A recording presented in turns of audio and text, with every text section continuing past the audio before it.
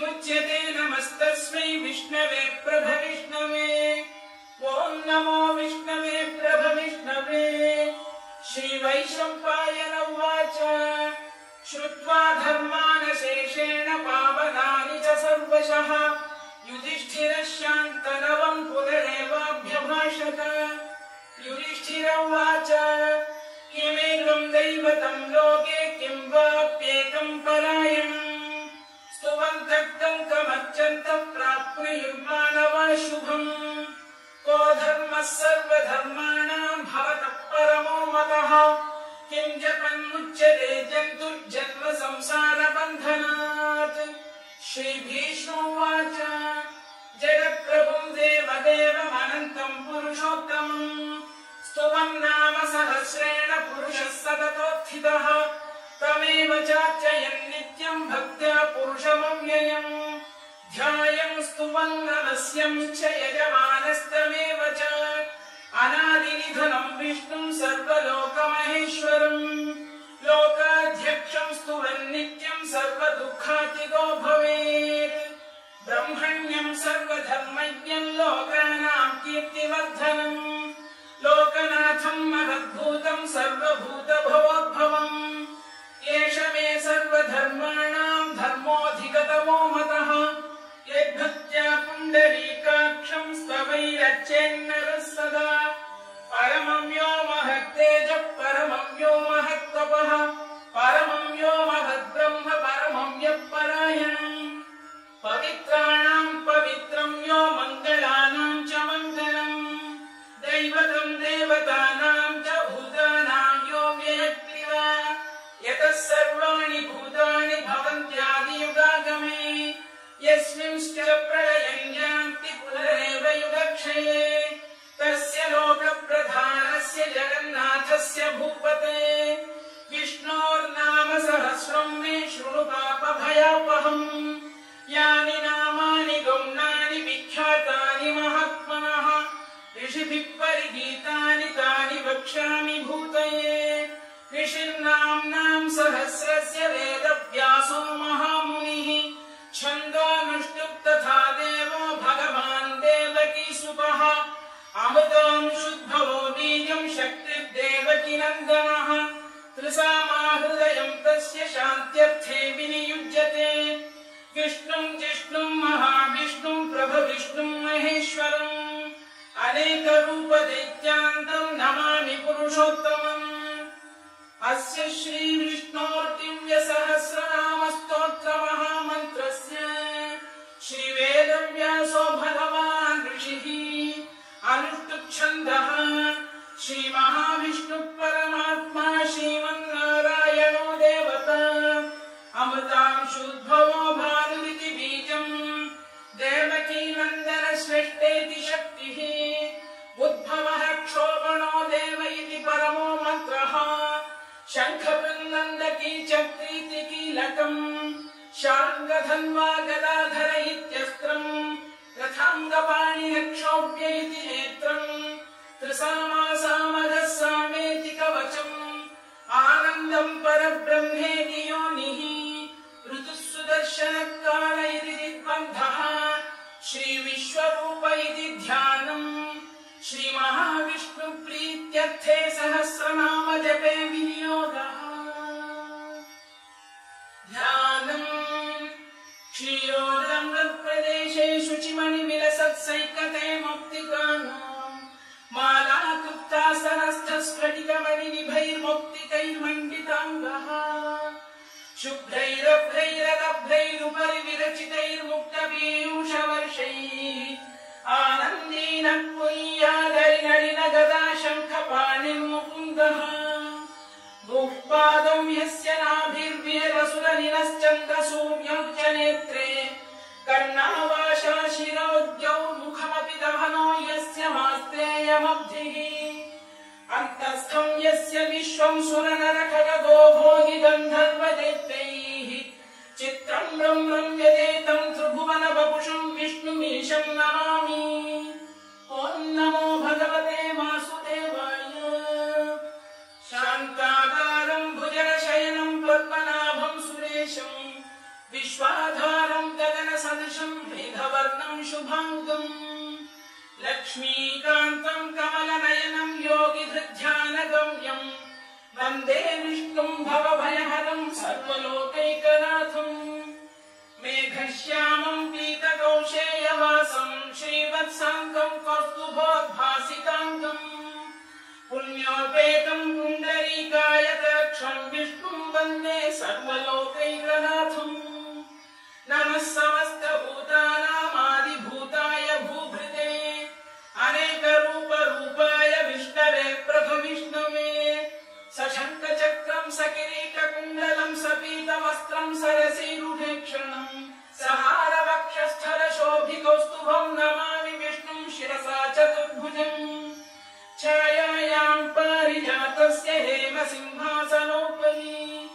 आसीनमम्बुदश्याममायताक्षमलङ्कृतम् चन्द्राननं चतुर्बाहुं श्रीवत्साङ्कितवक्षसम् रुक्मिणी सत्यभामाभ्यां सहितं कृष्णमाश्रये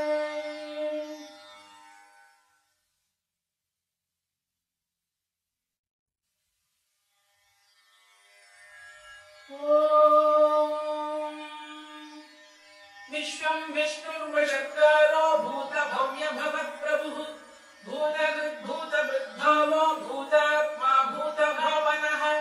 भूतात्मा परमात्मा च मुक्तानां परमागतिः अव्ययपुरुषः साक्षी क्षेत्रज्ञोऽक्षर एव च योगो योगविदां नेता प्रधानपुरुषेश्वरः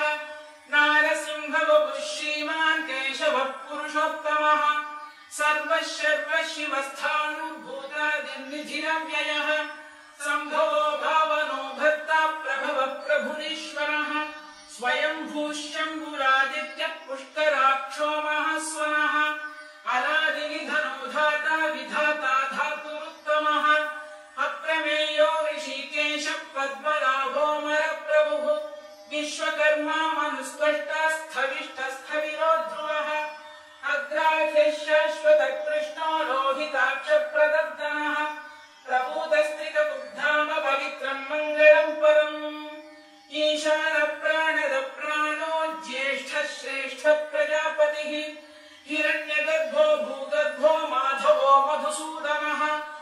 ईश्वरो विक्रमी धन्वी मेधावी विक्रमक्रमः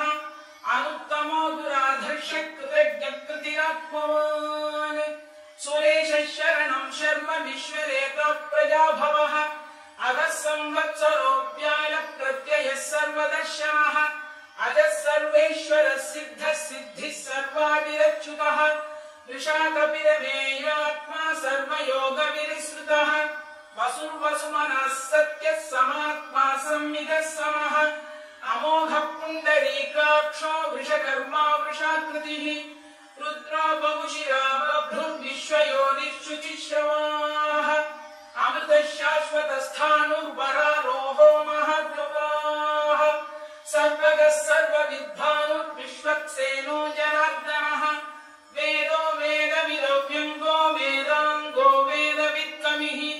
लोकाध्यक्षः सुराध्यक्षो धर्माध्यक्षकृताकृतः चतुरात्मा चतुर्व्यूहश्चतुर्दंष्टश्चतुर्भुजः भ्राजिष्णुर्भोजनं भोक्ता सहिष्णुर्जगदादिजः अनघो विजयो जेता विश्वयोनिः उपेन्द्रो वामनः प्रांशुरमोघः शुचिरूर्जितः अतीन्द्रः सङ्ग्रहः सर्गो धृतात्मा नियमो यमः वेद्यो वैद्यः सदा योगी वीरः माधवो मधुः अतीन्द्रियो महामायो महोत्साहो महाबलः महाबुद्धिर्महावीर्यो महाशक्तिर्महाद्युतिः अनिर्देश्य वपुः श्रीमान् अमेयात्मा महादृधृत् महेश्वासो महीभक्तः श्रीनिवासः सतां गतिः अनिरुद्धः सुरानन्दो गोविन्दो गोविदाम्पतिः मरीचिर्दमनो हंसः सुपर्णो भुजगोत्तमः हिरण्यनाभः सुतपाः पद्मनाभः प्रजापतिः अमृत्युः सर्वदृक्सिंहः सन्धाता सन्धिमान् स्थिरः अजो दुर्मर्शनः शास्ता विश्रुतात्मा सुरारिः गुरुर्गुरुतमो धाम सत्यः सत्यपराक्रमः निमिषो निमिषस्रग्वी वाचस्पतिरुदारधीः अग्रणी ग्रामणी श्रीमान् न्यायो नेता समीरणः सहस्रमूर्धा विश्वात्मा सहस्राक्षः सहस्रपात् आवर्तनो निवृत्तात्मा संवृतः सम्प्रवर्तनः अगः संवर्तको ब्रह्मिरहिरो धरणीधरः सुप्रसाद प्रसन्नात्मा विश्वधृक् विश्वभुक्विभुः सत्कर्ता सत्कृतः साधुर्जन्मनारायणो नरः असंख्येयो प्रमेयात्मा विशिष्टः शिष्टकृच्छुचिः सिद्धार्थ सिद्ध संकल्प सिद्धिदः सिद्धिसाधनः वृषागी वृषभो विष्णुर्वृषपर्वा वृषोदरः वर्धनो वर्धमानश्च विविक्तः श्रुतिसागरः सुभुजो दुर्धरो वाग्मी महेन्द्रो वसुदो वसुः नैकरूपो बृहद्रूपः शिपिविष्टप्रकाशनः ओजस्तेजोऽब्जुदिनः प्रकाशात्मा प्रतापनः वृद्धस्पष्टाक्षरो मन्त्रश्चन्द्रांशुर्भास्करद्युतिः अमृतांशुद्भवो भानुः शशबिन्दुः सुरेश्वरः औषधं जगतः सेतुः सत्यधर्मपराक्रमः भूतभव्यभवन्नाथः पवनः पावनो नरः कामः कामकृत्कान्तः कामः कामप्रदप्रभुः युगादिकृद्युगावक्तो नैकमायो महाशनः अदृश्यो व्यक्तरूपश्च सहस्रजिदनन्तजित् इष्टो विशिष्टः शिष्टेष्टः शिखण्डी नरुषो वृषः क्रोधः क्रोधकृत्कर्ता विश्वबाहुर्महीधरः अच्युतः प्रचितः प्राणः प्राणदो वासवानुजः अपां निधिरधिष्ठानमप्रमत्तः प्रतिष्ठितः स्कन्दस्कन्दधरो धुर्यो वरदो वायुवाहनः वासुदेवो बृहद्भानुरादिदेवः पुरन्दरः अशोकस्तारणस्तारः शूरः शौरिर्जनेश्वरः अनुकूलः शतावर्तः पद्मी पद्मनिभेक्षणः पद्मनाभो रविन्दाक्षः पद्मगर्भः शरीरभृत् महर्धिर्वृद्धो वृद्धात्मा महाक्षो गरुडध्वजः अतुलः शरभो भीमः समयज्ञो हविर्हरिः सर्वलक्षणलक्षण्यो लक्ष्मीवान् समितिञ्जयः विक्षरो रोहितो मार्गो हेतुर्दामोदरः सः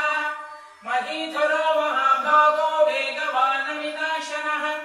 उद्भवः क्षोभणो देवः श्रीगर्भः परमेश्वरः कारणं कारणं कर्ता विकर्ता गहनो गुहः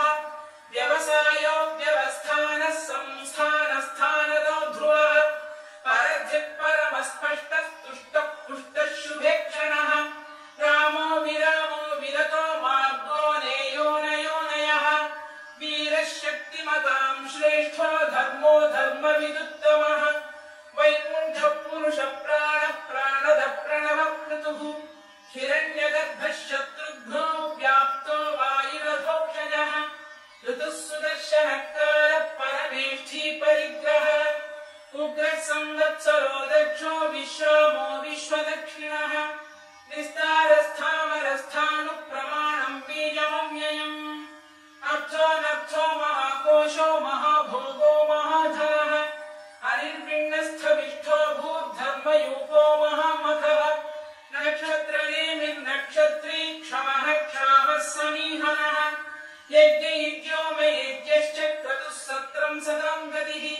सर्वदर्शी विमुक्तात्मा सर्वज्ञो ज्ञानमुत्तमम् सुव्रतः सुमुखः सूक्ष्मः सुघोषः सुखदः सुहृत् मनोहरो जितक्रोधो वीरबाहुर्विदारणः स्वापनः स्ववशो व्यापी नैकात्मा नैककर्मकृत् वत्सरो वत्सरो वत्सी रत्नगर्भोधरेश्वरः धर्मगुप्धर्मगुद्धर्मी सदसक्षरमक्षरम्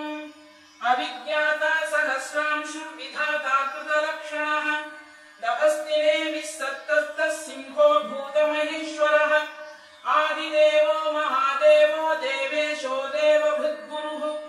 उत्तरो गोपतिर्गोप्ता ज्ञानगम्यः पुरातनः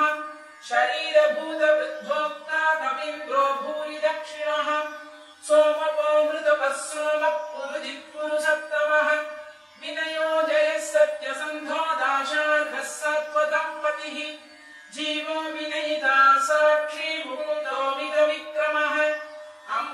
निधिरनन्तात्मा महोदतिशयोऽन्तकः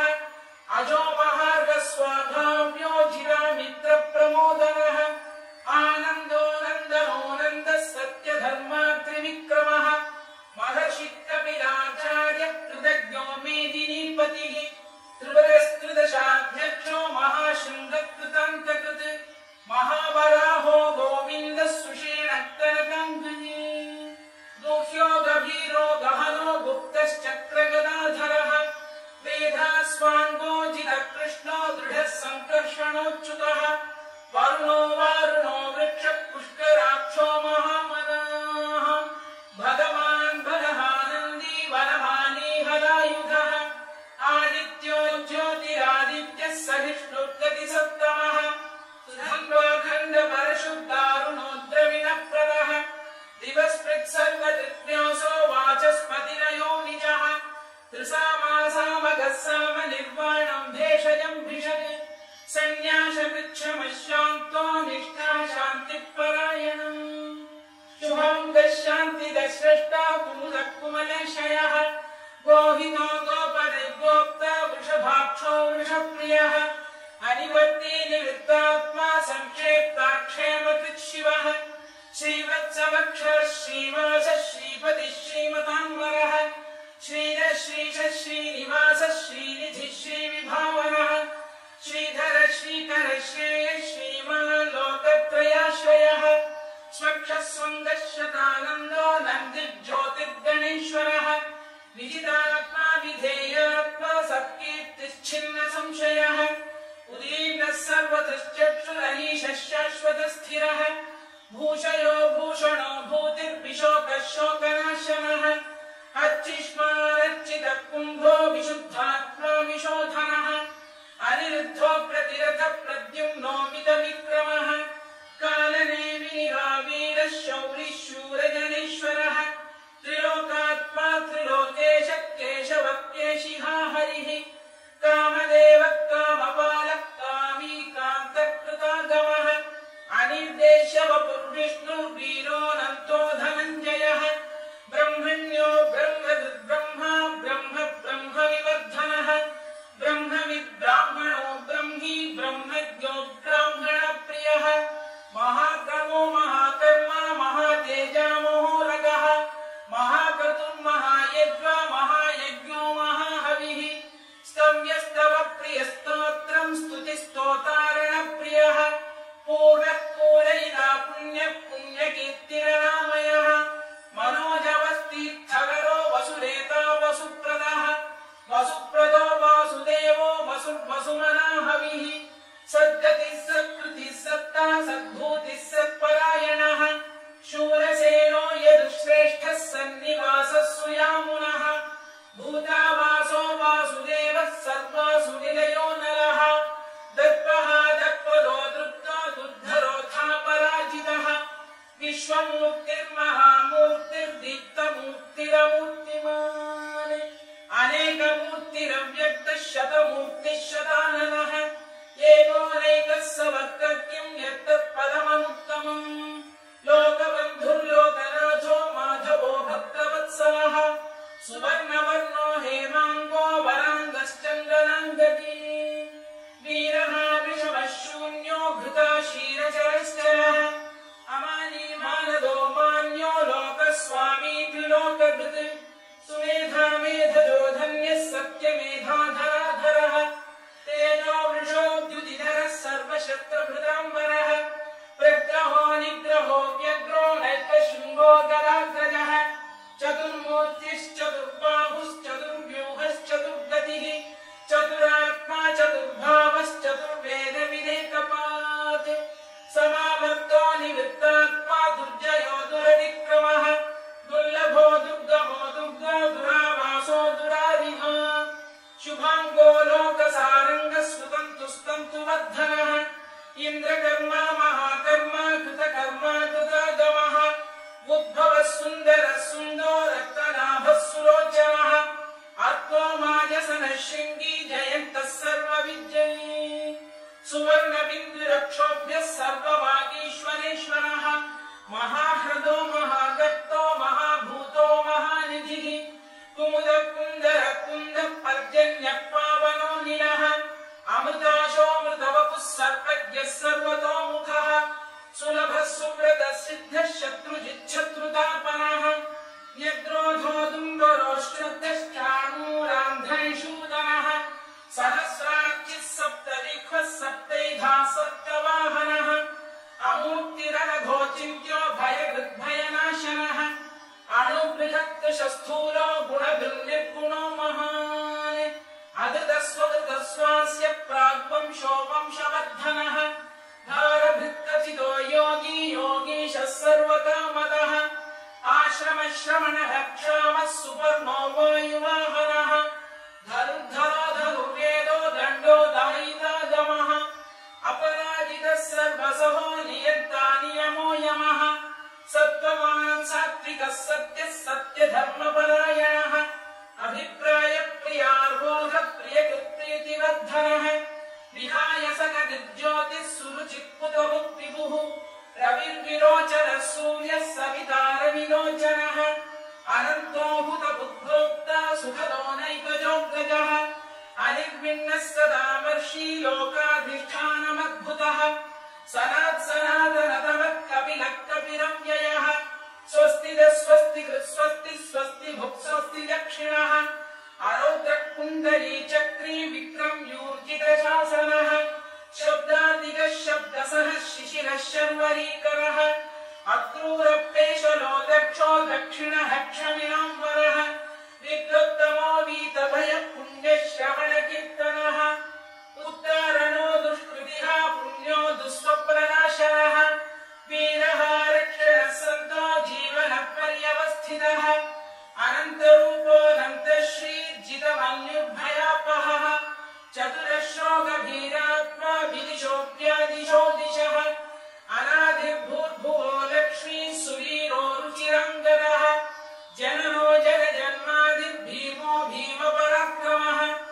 आधारनिलयो धाता पुष्पहासप्रजागरः ऊर्ध्वगः सत्त्वथाचारः प्राणरः प्रणवप्रणः प्रमाणं प्राणनिलय प्राणभृत्प्राणजीवनः तत्त्वं तत्त्वविदेकात्मा जन्ममृत्युजरादिगः भूर्भुवः स्वस्तरुस्तारः सविता प्रपितामहः यज्ञो यज्ञपतिर्यज्वा यज्ञाङ्गो यज्ञवाहनः यज्ञभृद्यज्ञकृद्यज्ञी यज्ञभुग्यज्ञसाधनः यज्ञान्तकृद्यज्ञगुह्य अन्नमन्नाद एव च आत्मयोनिः स्वयं जातो वैखानः सामगायनः देवकीनन्दनः स्रष्टा क्षितीशः पापनाशनः शङ्खवृन्नन्दकी चक्री शार्ङ्गधन्वा गदाधरः तथाङ्गपाणिरक्षोभ्यः सर्वप्रहरणायुधः सर्वप्रहरणायुधो नमयति वरमाली गरीशाङ्गी शङ्खी चक्री च नन्दकी श्रीमान्नारायणो विष्णुः वासुदेवोऽभिरक्षतु वरमाली गरीशाङ्गी शङ्खी चक्री च नन्दकी श्रीमान्नारायणो विष्णुः वासुदेवोऽभिरक्षतु वरमाली गरीशाङ्गी शङ्खी चक्री च नन्दकी श्रीमान्नारायणो विष्णुः वासुदेवोऽभिरक्षतु इतीदं कीर्तनीयस्य केशवस्य महात्मनः नाम्नां सहस्रं दिव्यानामशेषेण प्रकीर्तितम् यैदं शृणुयात् नित्यं यश्चापि परिकीर्तयेत् नाशुभं प्राप्नुयात् किञ्चित् सोमुत्रेह च मानवः वेदान्तको ब्राह्मणस्य क्षत्रियो विजयी भवेत् वैश्यो धनसमृद्धस्य क्षुद्रः सुखमवाप्नुयात् धर्मार्थी प्राप्नुयात् धर्ममर्थार्थी चार्थमाप्नुयात् कामानवाप्नुयात् कामी प्रजार्थी चाप्नुयात् प्रजाम् भक्तिमान् यः सदोत्थाय शुचिस्तद्गतमानसः सहस्रं वासुदेवस्य नाम्नामेतत् प्रकीर्तयेत् यशः प्राप्नोति विपुलं याति प्राधान्यमेव च अचलां श्रियमाप्नोति श्रेयः प्राप्नोत्यनुत्तमम् न भयं क्वचिदाप्नोति वीर्यं तेजश्च विन्दति भवत्यरोगोद्युतिमान् बलरूपगुणो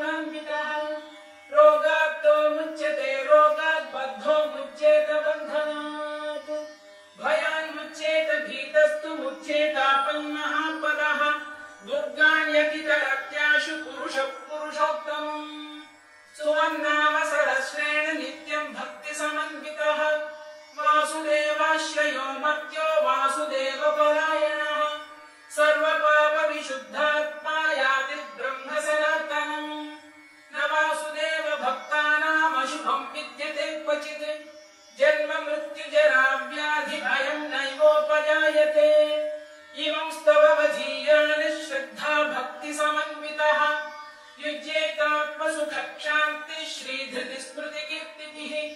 न क्रोधो न च मात्सर्यं न लोभो न शुभामतिः भवन्ति कृतपुण्यानां भक्तानां पुरुषोत्तमे द्यौः चन्द्रार्कनक्षत्राखं दिशो भूर्महो दधिः वासुदेवस्य वीर्येण विधृतानि महात्मनः ससुरासुरगन्धर्वं स यक्षोरगराक्षसम् जगद्वशे वर्ततेदं कृष्णस्य सचराचरम् इन्द्रियाणि मनो बुद्धिः सत्त्वं तेजो बलं धृतिः वासुदेवात्मकान्याहुः क्षेत्रं क्षेत्रज्ञ एव च सर्वागमानामाचार प्रथमं परिकल्पते आचारप्रभवो धर्मो धर्मस्य प्रभुरच्युतः ऋषयपितरो देवा महाभूतानि धातवः जङ्गमा जङ्गमं चेदं जगन्नारायणोद्भवम् योगो ज्ञानं तथा साङ्ख्यं विद्या शिल्पादिकर्म च वेदाशास्त्राणि विज्ञानमेतत् सर्वं जनार्दनात् एको विष्णुर्महद्भूतं पृथग्भूतान्यनेकशः त्रिलोकान् व्याप्य भूतात्मा भूते विश्वभुवव्ययः इमं स्तवं भगवतो विष्णोः व्यासेन कीर्तितम् पठेद्य इच्छेत् पुरुषः श्रेयः प्राप्तुं सुखानि च विश्वेश्वरमजं देवं जगतः प्रभुमव्ययम् भजन्ति ये पुष्कराक्षं न ते यान्ति पराभवम् न ते यान्ति पराभवम् उन्नमयति अर्जुनोवाच पद्मपत्रविशालाक्ष पद्मनाभसुरोत्तम